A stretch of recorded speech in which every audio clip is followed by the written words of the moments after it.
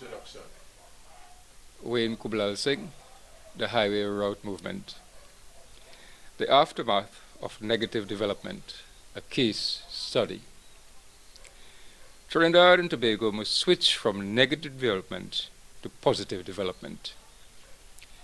Negative development is marked by madcap over-expenditure and overconsumption, a phase where costs outweigh benefits, where there is splurge in unnecessary spending over unnecessary projects, where development becomes destructive rather than constructive, where there is kickback and profligacy rather than science and policy. Consider the following 7 points in the case of Debe to Mon Desir. 1. Remember, Debe to Mon Desir is not a blank space. It is loaded with social and natural infrastructure. That is, well-grounded businesses, large mortgage-free homesteads, a network of farms, a nexus of main roads and connector roads, and a wetland basin 11 by 17 miles whose arteries feed communities, crops, vegetation, and animal life. It is a system, a rich and thriving economic system. 2. In April 2010, 1 month before the general elections, the Environmental Management Authority rushed to grant a certificate of environmental clearance for the Debe to Mon Desir highway. The Armstrong Committee later recommended that this rushed certificate was so flawed that it should have been sent back to the applicant, the Ministry of Works. It said, "We do not have an accurate picture of the area.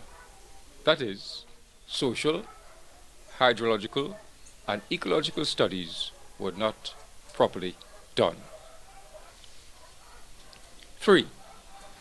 In January 2011, construction began, despite the fact that the government had failed to obtain a loan for this $7.5 billion project. The IDB's experts had refused to entertain a loan for this project, citing over-design, over-costing, over-expenditure, and concerns with the tendering process.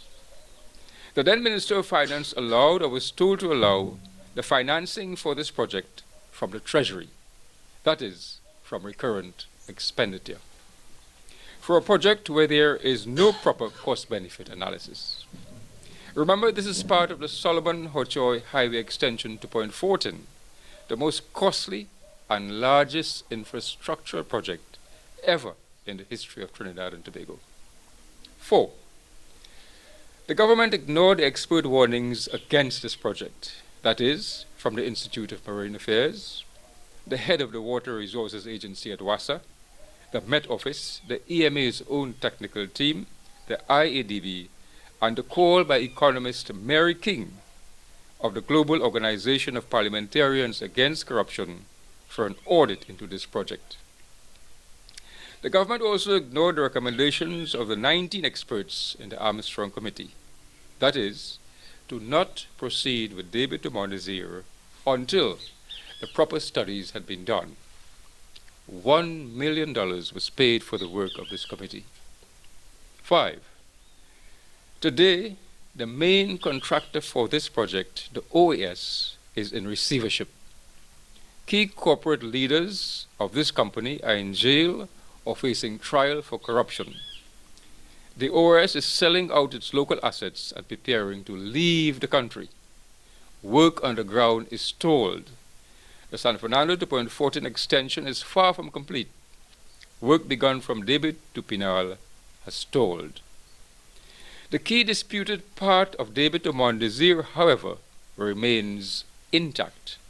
There are no interchanges at Pinal, Siparia, Faizabad, Mon Desir, and no highway in between.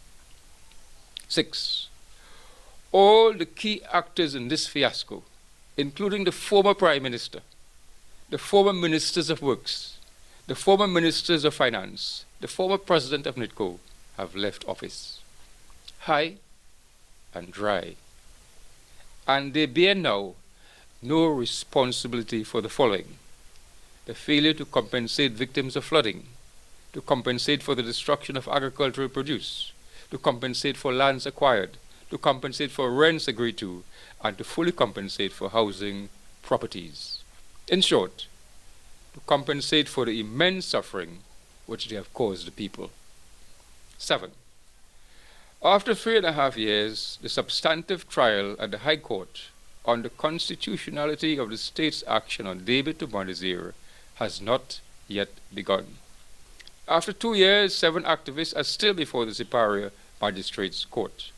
The current government is vying to, quote-unquote, clean up the mess left by the previous government. That is, assessing contracts, works completed, monies already paid, and finding funds, desperately finding funds to finish. Ladies and gentlemen, the Debe to Mon Desir Highway is the tail end of the failed master gas plan for the Southwest Peninsula. It was conceived in the heady days of Prime Minister Patrick Manning, when he wanted 2 highways to Point Fortin, not 1. The days of high-rises, mega-complexes, heavy gas-based industrial estates, like never see come see, like starving the sheep and overfeeding the shepherds, like while the grass grows, the horses starve. It represents a classic case of negative development, deficit development, that is, where costs trump benefits. The task of our nation is to go back to a phase of positive development. We understand that governments make mistakes, but when the time is ripe, they must correct these mistakes. We must start with our completing the much-needed San Fernando to Point Fortin Highway, and in the meantime, redesign and reroute the Debe to Mon Desir Highway. Thank you very much.